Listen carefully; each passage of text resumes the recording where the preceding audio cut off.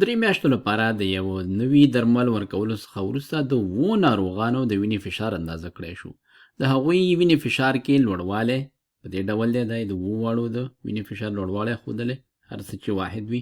تاسو په یوه ټولنه کې د ټولو ناروغانو د وینې فشار کې حقیقي اوسط لوړوالي لپاره 95% باور انټروال جوړ کړئ.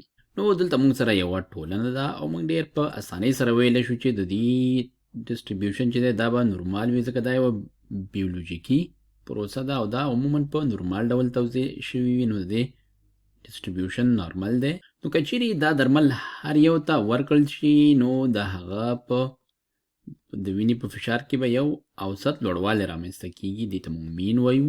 اوسط لوړوالی او یا کیدای شي اوسط ټیټوالی رامنځته شي، خو هر څه چې وي. او همدارنګه دلته به ورسره څه شی وي، یو سټینډرډ ډیویشن به هم ورسره څنګ کې وي، دلته د اوسط نه پورته او همدارنګه اوسط نه ښکته.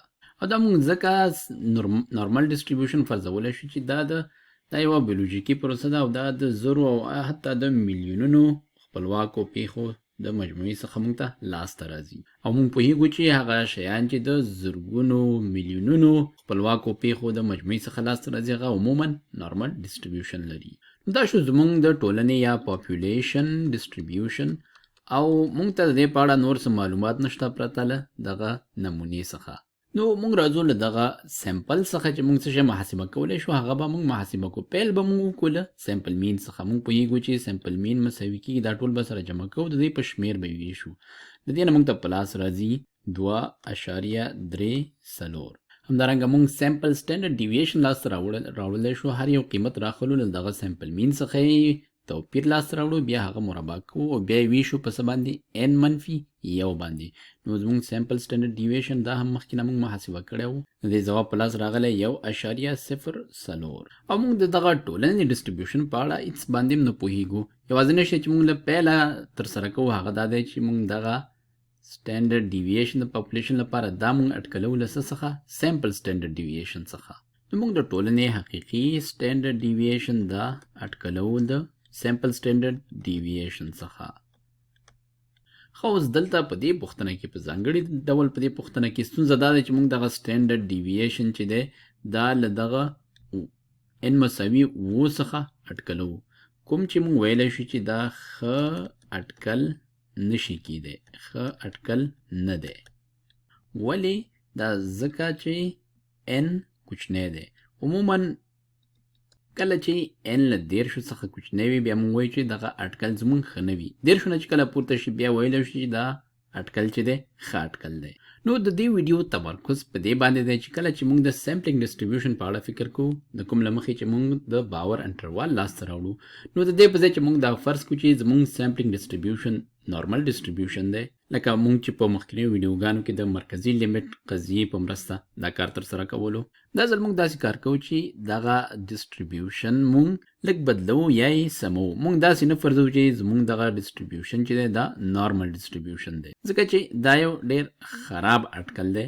نو موږ به داسې فرضوو چې زموږ دا ډسټریبیوشن چې دی دا ټي ډسټریبیوشن دی.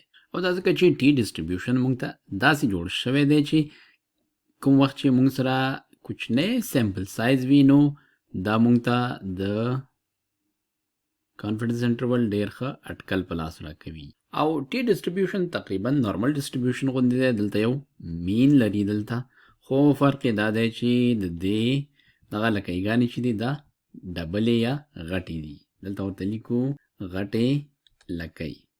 او دا غټې لکۍ ځکه لري چې دې لپاره موږ ویلی شو، ځکه چې دلته یو قدم نور مخکې لاړ شمه، موږ د پاپولیشن سټینډرډ ډیویشن لپاره موږ اټکل لاسته راوړو خپل، او بیا موږ داسې وایو چې زموږ د سیمپلینګ ډسټریبیوشن سټینډرډ ډیویشن چې دی دا مساوي کیږي له څه سره، د پاپولیشن سټینډرډ ډیویشن تقسیم پر n د جذر لاندې، چې په دې حالت کې n موږ سره په دې پوښتنه کې 7 دی. نو دا چې اوس موږ ته اکثره وخت بلکې ډېری وخت دغه پاپولیشن سټینډرډ ډیویشن قیمت نه وي معلوم، نو بهترین قیمت چې د دې په ځای موږ ځای پر ځای کولی شو هغه څه دی، سیمپل سټینډرډ ډیویشن دی. نو دا به مساوي کیږي، دا موږ لیکو چې تقریبا مساوي کیږي سیمپلینګ سټینډرډ ډیویشن تقسیم پر n د جذر لاندې، یعنی 7 د جذر لاندې.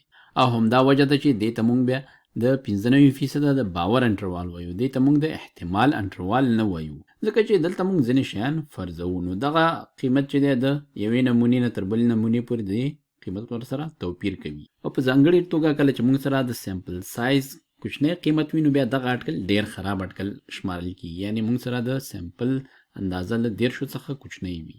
نو کله چې تاسو د ټولنې سټینډرډ ډیویشن اټکلوي او د دې قیمت تاسو ته معلوم نه وي او دا تاسو اټکلوي د سیمپل سټینډرډ ډیویشن څخه، او تاسو سره د n قیمت کوچنی وي او بیا تاسو دا کاروي ترڅو تاسو د سیمپلینګ ډیسټریبیوشن سټینډرډ ډیویشن اټکل کړئ. نو بیا تاسو دا داسې نه فرضوي چې تاسو سیمپلینګ ډیسټریبیوشن چې دی هغه نارمل ډیسټریبیوشن دی، بلکې تاسو داسې فرضوي چې بیا دغه ډیسټریبیوشن چې دی تاسو دا غټې یا ډبل لکې لري. او دا لکې ولې غټې راځي؟ ځکه چې دلته تاسو دغه سټینډرډ ډیویشن چې دی دا تاسو کم اټکلوي. خو په هر صورت اوس راځو موږ پوښتنه وړاندې بیایو. نو دلته راځو موږ د دغه مین شاوخوا 95% باور انټروال په اړه فکر کوو. خو که اوس که چیرې دا یو نارمل ډیسټریبیوشن وي، موږ زیډ جدول ته مراجعه کوله، خو دا موږ پوهیږو چې زیډ جدول نه دی، دې ته موږ څه وایو؟ دې ته موږ وایو دا دی یو ټي ډیسټریبیوشن. نو اصلا زموږ داسې یو انټروال پکار دی د دغه مین شاوخوا چې هغې کې دغه ټول مساحت څومره 95% دې کې څنګه وي؟ شامل وي. دغلته دا مساحت ټول موږ ته 95% په لاس راشي. نو دې لپاره به موږ راشو د ټي جدول ته به مراجعه وکړو. دلته ما مخکې نه ټي جدول ځای پر ځای کړی دی. په دې جدول کې به موږ د دې 2 سایډډ یا دوه طرفه برخې څخه کار اخلو ترڅو موږ خپل مساحت لپاره قیمتونه لاسته راوړو.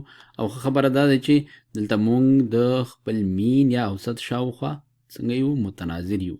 نو دلته موږ سره دا قیمتونه دواړو خواو ته متناظر دي، او په همدې وجه دې ته 2 سایډډ وایي. که چیرې دا یو طرفه وي 1 سایډډ وي، بیا معنا دا چې دی دغه کوم چې موږ د ټي قیمت دی دې نه ښکته ټول مساحت موږ راخستو. په 2 سایډډ کې موږ داسې کوو چې دواړه خواوې چې لکېګانې دي هغې مساحتونه موږ پکې پرېږدو، منځ کې چې کوم مساحت وي د دغه انټروال هغه موږ راخلو. نو چې زموږ 95% مساحت د دې په کار وي او زموږ سیمپلینګ ډیسټریبیوشن چې دی دلته موږ لیکو سیمپلینګ ډیسټریبیوشن، دا زموږ n مساوي 2 لپاره دی. نو د دې ډیګري اف فریډم چې دی ډیګریز اف فریډم دا مساوي کیږي n - 1 یعنی 2 - 1 مساوي کیږي له 6 سره. نو په ټي جدول کې به موږ که چیرې غواړو چې 95% احتمال یا مساحت لاسته راوړو، نو موږ په دې کالم کې ګورو او ورسره n - 1 یعنی 6 ته هم راځو. نو په دغه دواړو قطارونو کې چې کوم خانه کې تقاطع کوي هماغه زموږ د ټي قیمت دی یا بحراني قیمت دی. یعنی موږ به له مین څخه 2.44 سټینډرډ ډیویشن دواړو خواو ته ځو ترڅو موږ ته د دې دواړو انټروالونو منځ کې 95% مساحت په لاس راشي.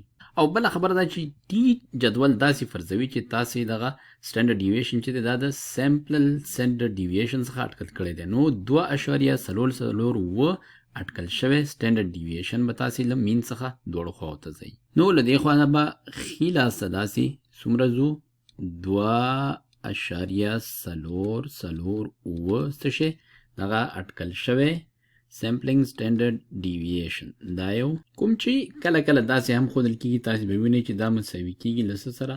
دې په ځای دلته لیکي په دې شکل، او دلته د پاسه په یو خولۍ جوړوي، هیټ شکل جوړوي ترڅو دا معلوم شي چې دا له دغه سیمپل سټینډرډ ډیویشن څخه اټکل شوی دی. نو موږ کولی شو چې دلته هماغه نښه ورته جوړه کړو، او همدا یوازینی قیمت دی چې دلته موږ محاسبه کولی شو. نو موږ به په دومره اندازه باندې له دغه مین څخه دواړو خواو ته ځو. اوس موږ کولی شو چې د قیمت لاسته راوړو، ځکه موږ سره د سیمپل سټینډرډ ډیویشن قیمت شته. نو لیکو چې دا مساوي کېږي 1.04 تقسیم پر مربع جذر د اوو.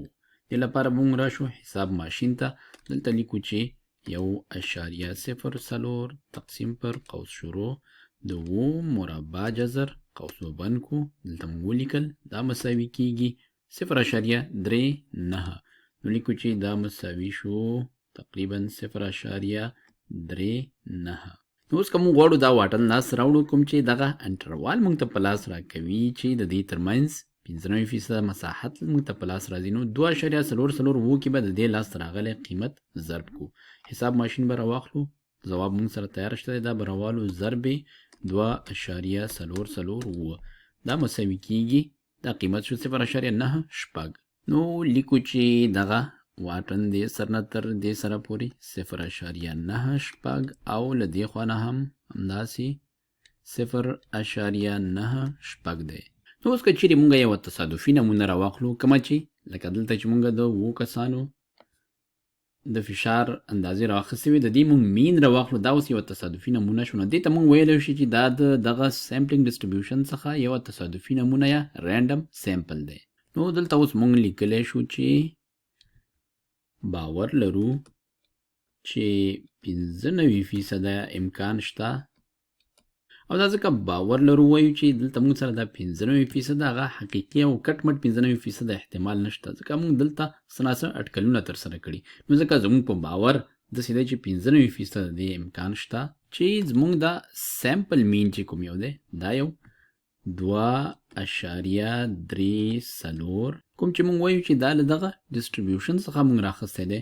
نو 95% د احتمال شته چې دا به د دلته زموږ د سیمپلینګ ډسټریبیوشن مین کوم چې موږ دې ته پاپولیشن مین هم ورته وایو یعنی د میو څخه د 0.9 حد په داخل کې واقع وي.